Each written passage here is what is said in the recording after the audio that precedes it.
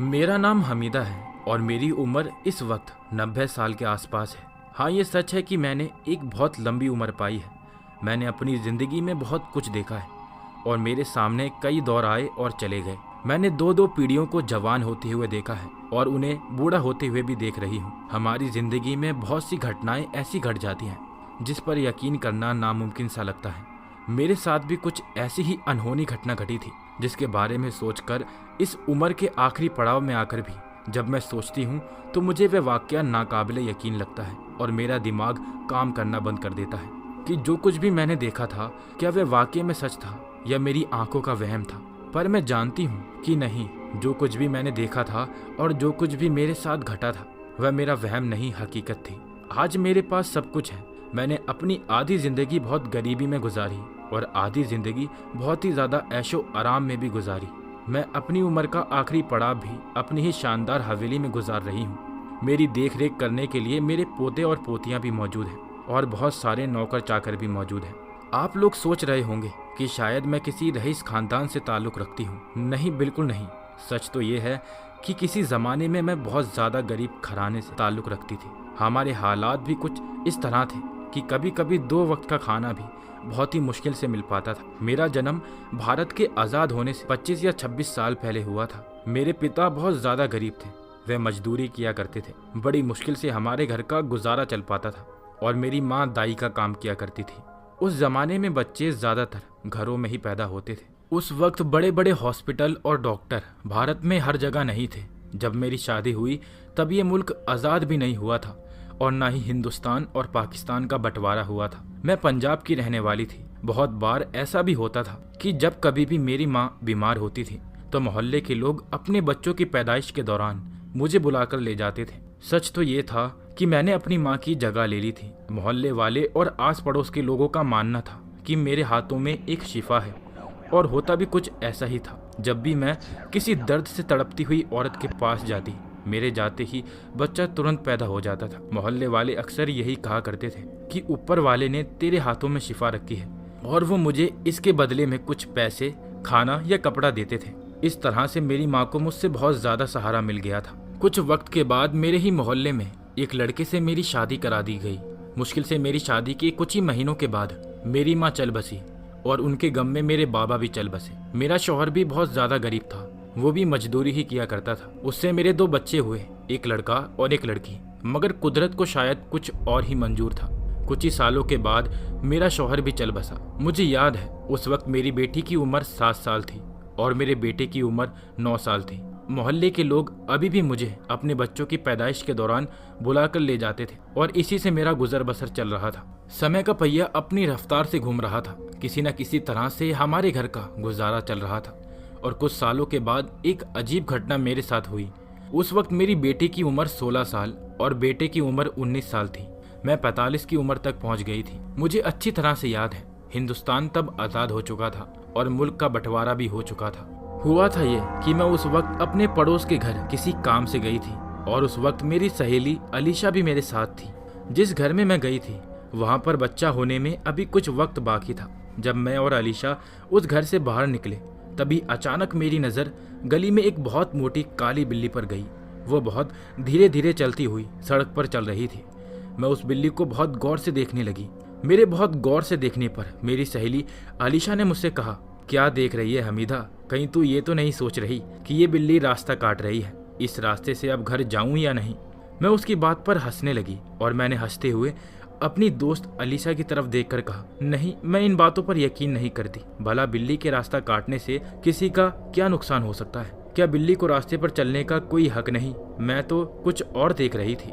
वही तो मैं तुझसे पूछना चाह रही हूँ हमीदा, तू इतनी गौर से बिल्ली की तरफ क्यों देख रही थी? क्या इसीलिए कि वह बिल्ली बिल्कुल काले रंग की है? हमीदा जवाब देती है, तूने गौर नहीं किया अलीशा, वो बिल्ली पेट से है, वो देख। और मेरा तजुर्बा ये कहता है कि इसका बच्चा होने में ज़्यादा वक्त नहीं रह गया। अलीशा कहती है, तो तू कहना क्या चाहती है? अब तू इंसानों के अलावा जानवरों की भी डिलीवरी करवाएगी?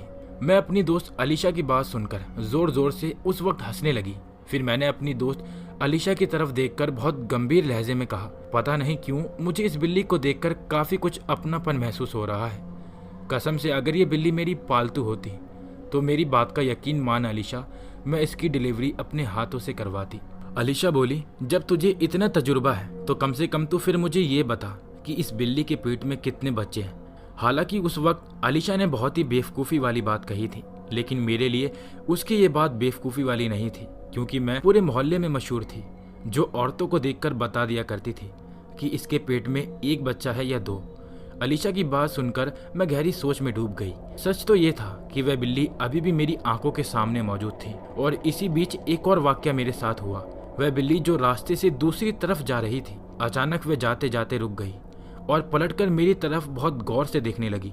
पता नहीं मुझे उसके ऐसे देखने पर मुझे ऐसा क्यों महसूस हुआ कि जैसे मैं और अलीशा जो भी बात कर रहे हैं वो बिल्ली हम लोगों की बातों को समझ रही है। लेकिन कुछ ही पलों के बाद मुझे अपनी बेवकूफ़ी वाली सोच पर हंसी आ गई। ये मैं क्या सोच रही थी कि अचानक अलीशा की आवाज़ फिर से मेरे कानों में टकराई। तूने बताया नहीं इस बिल्ली के पेट में कितने बच्चे होंगे। वह अभी मेरी तरफ ही देख रही थी। कुछ देर बिल्ली को बहुत गौर से देखने के बाद मैंने अलीशा की तरफ देखकर कहा, मेरा दावा है कि इसके पेट में कम से कम 3 बच्चे हैं। इसकी चाल तो यही बता रही है। मेरा इतना कहना ही था कि अलीशा जोर जोर से हंसने लगी। तेरे दावे की सच्चाई कैसे पता लगेगी हमीदा? हाँ, एक काम हो सकता है कि अगर हमें ये पता लग जाए ये बिल्ली कहाँ रहती है। अलीशा की बात पर मैंने हंसते हुए अलीशा की तरफ देखकर कहा, तो अब तू ये कहना चाहती है कि मैं ये पता लगाऊं कि ये बिल्ली इस मोहल्ले में कहाँ पर रहती है? अलीशा बोलती है, मेरे कहने का ये मतलब नहीं है। दरअसल पता नहीं क्यों मुझे तेरी आंखों में उस बिल्ली के प्रति हमदर्दी और हसरत नजर आ रही है। तेरा बस नहीं चल रहा, नहीं तो तू इस बिल्ली को अपने घर ले जाकर इसकी डिलीवरी करवा दे। हमीदा बोलती है, बात तो सही है अलीशा, काश इस बिल्ली की डिलीवरी मेरे ही हाथों होती। इतना कहकर मैं जोर जोर से हंसने लगी और बात यहीं रफा दफा हो गई। ये कहते हुए मैं अपने घर की तरफ चल दी और अलीशा अपने घर की तरफ, और उस काली बिल्ली ने अपना रास्ता पकड़ लिया जहाँ पर वह जा रही थी। इस बात को कुछ दिन बीत गए। मुझे याद है वो दिसंबर की कड़कड़ाती हुई सर्दियों की रात। उस साल सर्दी ने बहुत सालों का रिकॉर्ड तोड़ा था। मुझे अच्छी तरह से याद है कि सूरज बहुत दिनों से नहीं निकला था और सर्दी अपने चरम सीमा पर थी, और वहाँ सूरज ना निकलने का 10वां दिन था। आधी रात का वक्त था। मैं कंबल ओढ़े हुए गहरी नींद में सो रही थी। तभी दरवाजे पर दस्तक हुई। कोई बहुत जोरों से दरवाजा खटखटा रहा था। सर्दी बहुत ज्यादा थी और मेरी नींद भी बहुत ज्यादा गहरी थी। गरीबी का आलम था और मेरे घर में सिर्फ 2 कमरे थे, वो भी कच्चे थे। जिस कमरे में मैं लेटी हुई थी ठीक मेरे बगल में मेरी बेटी लेटी हुई थी और मेरा बेटा दूसरे कमरे में लेटा हुआ सो रहा था। इतनी रात में मैंने अपनी बेटी को उठाना मुनासिब नहीं समझा और मैंने वहीं से लेटे लेटे अपने बेटे को आवाज़ लगाई। मेरी आवाज़ सुनकर मेरा बेटा तुरंत उठकर मेरे पास आ गया और आंखें मसलते हुए उसने मेरी तरफ देखकर कहा, क्या हुआ अम्मा, सब खैरियत तो है? इतनी रात में क्यों आवाज़ लगा रही हो? तो मैंने कहा, अरे बेटा, इतनी देर से कोई दरवाज़ा पीट रहा है, क्या तुझे सुनाई नहीं दे रहा? तो उसने जवाब दिया, हाँ मुझे लगा तो था जैसे कि कोई दरवाज़ा खटखटा रहा है। तो मैंने कहा, जाकर देखना कि इतनी रात में कौन दरवाज़ा खटखटा रहा है। मुझे दरवाज़ा खटखटाने पर कोई ज़्यादा हैरत नहीं हुई। मेरे साथ अक्सर ऐसा ही होता था। मोहल्ले के बहुत से लोग मुझे आधी रात के वक्त भी उठाकर ले जाते थे। लोग अक्सर आधी रात के वक्त भी मेरे घर पर आया जाया करते थे। कभी भी किसी औरत की डिलीवरी होती या उसे कोई परेशानी होती तो सबको हमेशा हमीदा ही याद आती। अब मेरा बेटा जवान हो रहा था। उसे आधी रात में मेरा कहीं पर जाना अच्छा नहीं लगता था। वह हमेशा इस बात पर मुझसे झगड़ा करता था और वह यही बात कहता कि अम्मा, अब तो आधी रात में मत जाया करो, मुझे अच्छा नहीं लगता।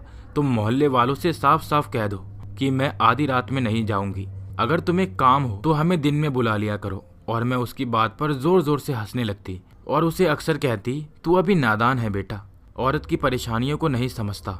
बड़ा औरत के हाथ में ये चीज़ नहीं होती। इंसान का वजूद कब इस दुनिया में आना है, इस बात का फैसला ऊपर वाला करता है। मेरा फ़र्ज़ है लोगों की मदद करना, और फिर मेरी रोजी रोटी का जरिया भी तो ऊपर वाले ने यही बनाया है। मेरी बात सुनकर मेरा बेटा चुप हो जाता और हमेशा की तरह इस बार भी मेरे बेटे के चेहरे पर थोड़ा सा गुस्सा झलक रहा था। दरवाजे पर जो कोई भी व्यक्ति था, मेरे बेटे को उसका आधी रात में आना पसंद नहीं आया था। वो गुस्से में ही दरवाज़ा खोलने के लिए गया था।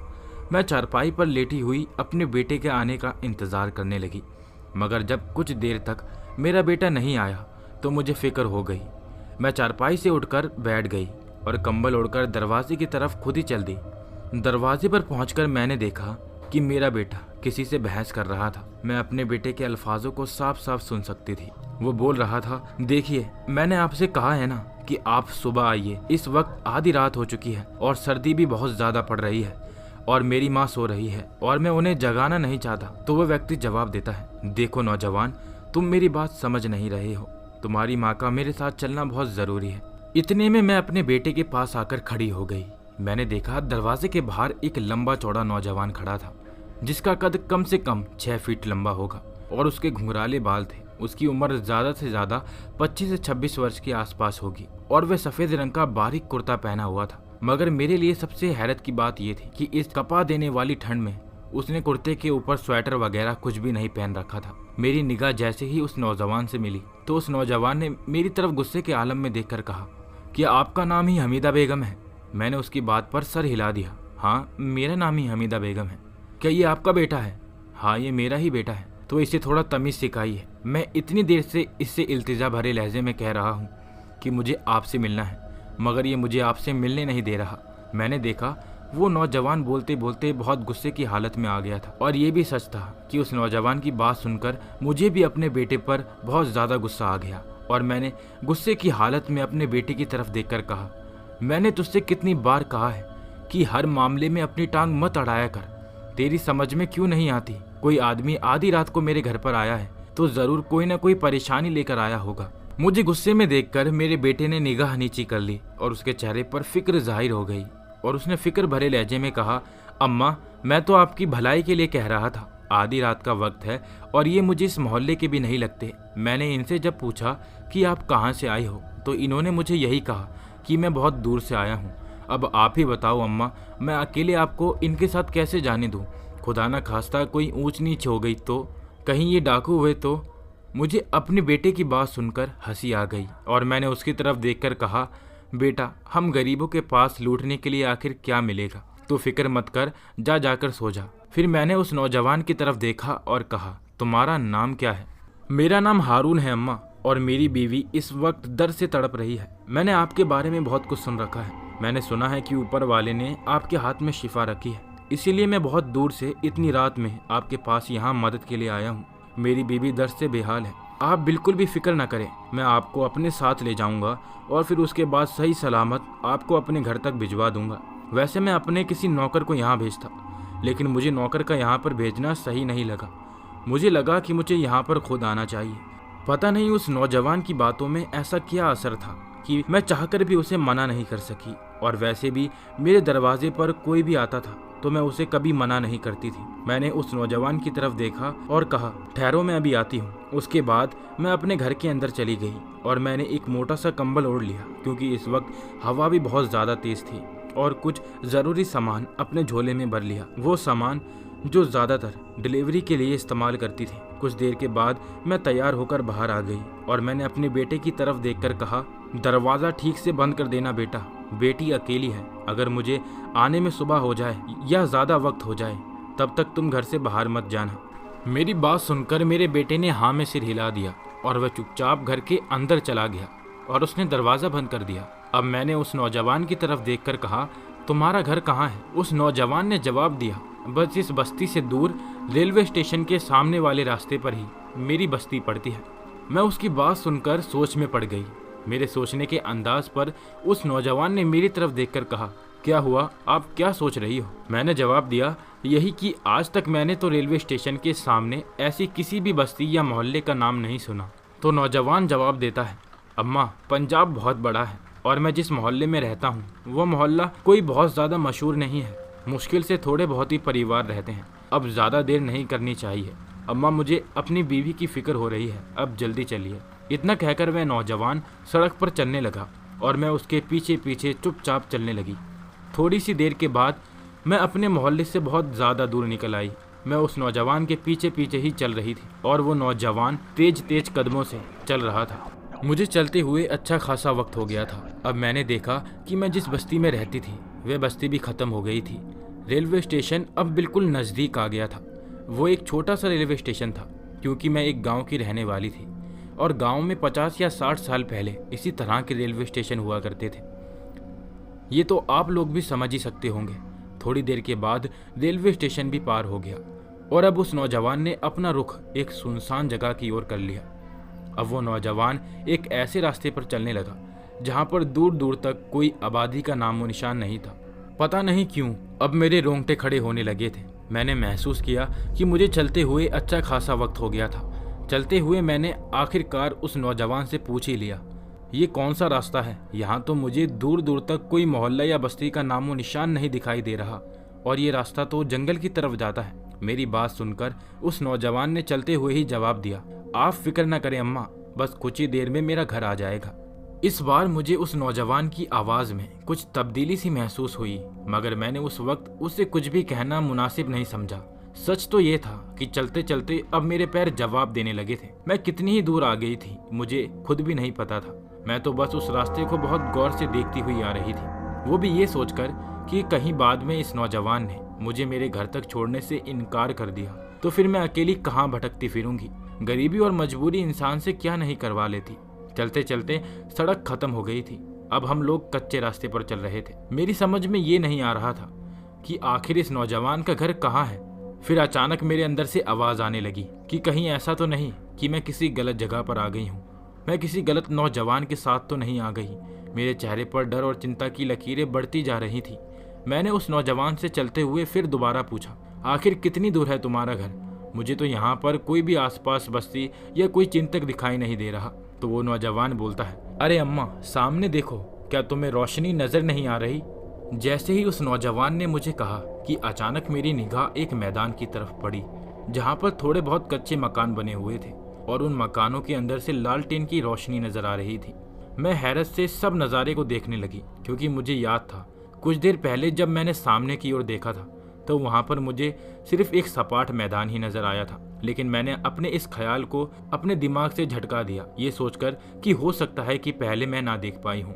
रात का समय था और मेरे पैर भी अब दुखने लगे थे।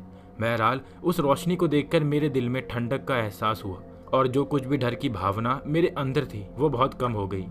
थोड़ी ही देर के बाद मैं उस नौजवान के पीछे चलती हुई उस बस्ती के अंदर प्रवेश कर गई। मैंने उस बस्ती को बड़ी ही हैरत भरी निगाहों से देखा क्योंकि सच तो ये था कि मैंने अपनी पूरी जिंदगी पंजाब में ही बिताई थी, मगर इस बस्ती का जिक्र मैंने कभी नहीं सुना था। मैंने फिर उस नौजवान से पूछा, तुम्हारी बस्ती का नाम क्या है? मगर मेरी इस बात पर वो नौजवान खामोश ही रहा और चुपचाप पैदल चलता रहा। उससे दोबारा पूछने ही वाली थी कि पता नहीं मुझे अचानक क्या हुआ। अब मेरी उस नौजवान से कुछ भी पूछने की हिम्मत नहीं हो रही थी। थोड़ी ही देर के बाद उस नौजवान का रुख एक घर की तरफ हो लिया। मैंने देखा बाहर से देखने में वह घर और घरों के मुकाबले थोड़ा सा बड़ा और अच्छा बना हुआ मालूम पड़ रहा था। उस नौजवान ने उस घर का दरवाजा खोल दिया और उसने पीछे मुड़कर मेरी तरफ देखकर कहा, परेशान मत हो अम्मा, तुम्हें तुम्हारे सारे सवालों के जवाब मिल जाएंगे, आओ मेरे साथ। इतना कहकर वह घर के अंदर चला गया और मैं भी उसके पीछे पीछे चल दी। मगर जैसे ही मैं घर के अंदर गई तो मेरी हैरत का ठिकाना नहीं रहा। बाहर से देखने में वह घर बहुत ही ज्यादा मामूली मालूम पड़ रहा था और बाहर से देखने में वह इतना ज्यादा बड़ा भी नहीं लग रहा था। मगर घर के अंदर जाते ही मेरी हैरत का विषय ये था कि अंदर से वह घर बहुत ज्यादा बड़ा था। मेरी समझ में नहीं आ रहा था, अगर साफ अल्फाजों में बयां करूं तो अंदर से वह मुझे किसी महल की तरह खूबसूरत और बड़ा लग रहा था। और मेरे मन में बार बार यही प्रश्न उठ रहा था कि ऐसे कैसे संभव हो सकता है। लेकिन मेरे पास चुप रहने के अलावा कोई और चारा नहीं था। मेरे अंदर से एक आवाज आ रही थी कि हमेशा लगता है तू गलत जगह पर आकर फंस गई है। और ये ख्याल आते ही मेरे खून में डर की लहरें बुरी तरह से दौड़ गईं और कपा देने वाली ठंड में मेरे माथे पर पसीने की बूंदें टपकने लगी। बड़ी मुश्किल से मैंने अपने ऊपर काबू किए हुए उस नौजवान के पीछे पीछे चल रही थी। दरअसल घर के अंदर जाते ही मैंने देखा कि एक बहुत बड़ा गलियारा था जो कि अक्सर महलों में होता है और वह नौजवान उन्हीं गलियारों के रास्ते बढ़ते हुए आगे चल रहा था जिसके आसपास बेशुमार कमरे बने हुए थे और नीचे उस जमाने का बेहतरीन कालीन बिछा हुआ था। तभी अचानक मेरे दिमाग में एक तेज धमाका हुआ और मुझे चलते चलते एक बात अचानक से याद आई और मैं सोचने लगी कि ये बात मेरे दिमाग में पहले क्यों नहीं आई। जब ये नौजवान मेरे घर पर आया था तो सिर्फ बहुत हल्के कपड़े का कुर्ता पहन रखा था, जबकि इस वक्त कपा देने वाली ठंड पड़ रही है। मेरे कंबल ओढ़ने के बाद भी सर्दी से बुरा हाल है, मगर इस नौजवान को देखकर ऐसा लग रहा था जैसे कि सर्दी क्या होती है ये इस बात को जानता ही नहीं। मेरे दिमाग में ये ख्याल आया था तभी उस नौजवान के कदम एक बहुत बड़े कमरे के करीब आकर रुक गए और उसने उस कमरे के दरवाजे को खोल दिया और पीछे मुड़कर मेरी तरफ देखकर कहा, आइए अम्मा जी, मेरी बीवी इसी कमरे में है। इतना कहकर वह उस कमरे के अंदर चला गया और उसके पीछे पीछे मैं भी उस कमरे के अंदर चली गई। मैं कमरे को हैरत से फटी फटी आंखों से देख रही थी। दरअसल वो कमरा नहीं बल्कि एक बहुत बड़ा हॉल था। मैंने देखा कि उस कमरे में बेशकीमती पर्दे लटक रहे थे। उस कमरे की जमीन पर बेहतरीन कालीन बिछी हुई थी और एक बहुत ही लंबा चौड़ा उस जमाने का सबसे कीमती बेड बिछा हुआ था, जहाँ पर एक औरत आंखें बंद किए हुए दर्द से हल्का हल्का करहा रही थी और उसने बहुत महंगा कंबल ओढ़ा हुआ था और उसके इर्द गिर्द बहुत सारे लोग जमा थे और कुछ लोग उस कमरे में बैठे हुए मुझे घूर रहे थे। पता नहीं क्यों उनके घूरने के अंदाज से मुझे बहुत ज्यादा दहशत महसूस हुई। फिर उस नौजवान ने मेरी तरफ देखकर कहा, आइए अम्मा, आप इधर आ जाइए। उस नौजवान के इतना कहते ही उस बेड के इर्द गिर्द जो कोई भी लोग बैठे हुए थे उठकर अचानक खड़े हो गए और बाहर की तरफ चले गए। उस नौजवान ने फिर मेरी तरफ इशारा किया। मैं धीरे धीरे कदमों से चलती हुई उस औरत के पास आकर बैठ गई जो आंखें बंद किए हुए लेटी हुई थी। जैसे ही मैं उसके पास आकर बैठी, उस औरत ने अपनी आंखें खोल दी और रहस्यमयी अंदाज में मुझे देखकर मुस्कुराने लगी। उसकी मुस्कुराहट देखकर मुझे ये एहसास हुआ कि वो जबरदस्ती की थी, क्योंकि मैं एक तजुर्बेकार दाई थी। उसकी मुस्कुराहट में एक दर्द छुपा हुआ था जो कि बच्चे की पैदाइश से पहले औरत को अक्सर होता है। मुझे उसका चेहरा देखकर बहुत ज़्यादा हैरत हुई, क्योंकि इस तकलीफ में औरत बुरी तरह से चिल्लाने लगती है। दर्द उनकी बर्दाश्त से बाहर हो जाता है, मगर इस औरत की हिम्मत की दाद देनी पड़ेगी कि इसे अंदर से इतनी तकलीफ है, मगर ये फिर भी मुझे देखकर मुस्कुरा रही है। मैंने देखा कि वो बेतहाशा खूबसूरत थी।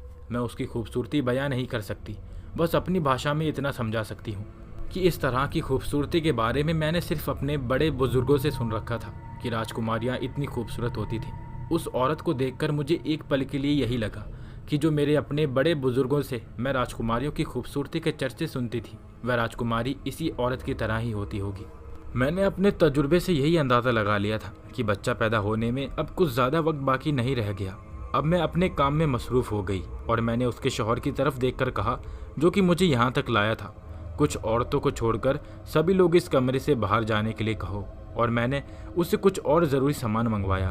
कुछ ही देर के बाद मेरी ज़रूरत के सारे सामान वहाँ पर मौजूद थे और उस कमरे में अब भीड़ कम रह गई थी। अब उस कमरे में सिर्फ मैं और 3-4 औरतें ही मौजूद थी। अब उस औरत के चेहरे पर दर्द की तकलीफ झलकने लगी थी। मैंने अपना काम जारी रखा। कुछ ही देर बाद उस औरत ने एक लड़के को जन्म दिया। उसके बाद भी वह औरत दर्द से चीखने लगी। थोड़ी ही देर बाद उसने एक और लड़के को जन्म दिया और फिर चंद लम्हों के बाद उस औरत ने एक और लड़के को जन्म दिया। उस औरत के लगातार 3 बच्चों की पैदाइश हुई। अब उसका चेहरा पुरसुकून नजर आ रहा था। मैंने उन तीनों बच्चों को कंबल में लपेट दिया। तभी उस औरत ने मेरी तरफ देखकर कहा, ना अम्मा, इन्हें कंबल मत उड़ाओ। मैंने कहा, मतलब? मैं समझी नहीं बेटी, इस वक्त सर्दी ज़्यादा है, इन्हें कंबल में लपेटना बहुत ज़्यादा ज़रूरी है। उसने कहा, इन्हें सर्दी नहीं लगेगी। उस औरत ने ये अल्फाज बोले ही थे कि तभी अचानक दरवाज़ा धड़ाम से खुल गया और उसका शौहर तेज तेज कदमों से चलता हुआ मेरे पास आकर खड़ा हो गया और वो उस औरत के चेहरे की तरफ रहस्यमयी अंदाज में देखने लगा। वह औरत भी अपने शौहर को देखकर रहस्यमयी तरीके से मुस्कुराने लगी और फिर उसने मुस्कुराते हुए मेरी तरफ देखकर कहा, तो आखिरकार आपकी हसरत पूरी हो गई। मैं उसकी बात सुनकर उस औरत की तरफ देखने लगी और मैंने उसकी तरफ देखकर कहा, कैसी हसरत? मेरी बात सुनकर वो औरत फिर से रहस्यमयी तरीके से मुस्कुराने लगी। मुझे लगता है कि आपको कुछ भी याद नहीं है अम्मा जी, लेकिन कोई बात नहीं, आपको याद आ जाएगा। कुछ वक्त पहले आपने ही किसी को देखकर अपनी तमन्ना जाहिर की थी कि इसके पेट में कम से कम 3 बच्चे हैं। अगर ये इंसान होते तो इसकी डिलीवरी मैं करवाती। देखिए अम्मा जी, मैंने आपकी तमन्ना पूरी कर दी। उस औरत ने जैसे ही ये अल्फाज कहे, मेरी हैरत का ठिकाना नहीं रहा। मेरी हालत उस वक्त ऐसी हो गई जैसे काटो तो खून नहीं। मेरे शरीर का खून एक तरह से जम सा गया था। मेरा जहन बिजली की रफ्तार से उस वाक्य की तरफ दौड़ रहा था कि एक काली बिल्ली को देखकर मैंने ये अल्फाज बोले थे। मैंने उस औरत की तरफ देखकर हकलाते हुए अल्फाज में कहा, मगर मैंने तो एक बिल्ली को देखकर ये अल्फाज कहे थे। तो वो औरत बोलती है, हैरान और परेशान मत होइए अम्मा जी, हमारी इस दुनिया में बहुत कुछ ऐसा होता है जो आप नहीं जानती। लेकिन सोचने वाली बात ये थी कि वो औरत थी कौन। मैंने तो ये बात एक बिल्ली के लिए बोली थी, मगर वो तो एक इंसान नजर आ रही थी। दोस्तों, आप इस बारे में क्या सोचते हैं कि वो इंसान थी या कोई हैवान? वैसे ये कहानी का अगला पार्ट भी है। अगर आप इस कहानी में मुझे बहुत प्यार देते हैं तो मैं इसका अगला पार्ट आपके लिए ज़रूर लाऊंगा। अभी मैं लेता हूँ आपसे अलविदा और मिलेंगे एक और नई डरावनी कहानी में। और हाँ दोस्तों, अगर आप पहली बार मेरे इस चैनल पर आए थे और पहली ही बार मेरी आवाज़ सुनी है